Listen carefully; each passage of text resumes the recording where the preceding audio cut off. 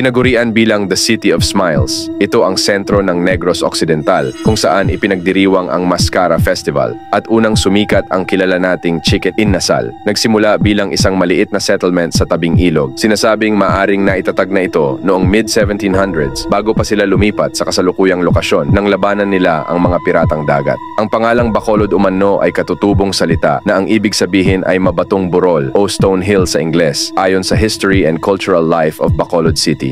Hinawakan ito ng mga paring Augustino na ayon kay Father Manuel Buzeta ay meron itong 1,628 houses na gawa sa mga light materials at nabubuhay sa pangingisda at pagsasaka ng tubo, palay, gayon din ang kakao at langis ng niyog na ibinebenta nila sa karatig lugar at maging sa Cebu. 1849 nang itanghal ito bilang kabisera ng Negros Occidental pagkatapos ng himamaylan. Sinong mag-aakala na ang maliit na komunidad nito ay uunlad at magiging sentro pa ng komersyo sa probinsya dahil sa pagpupursige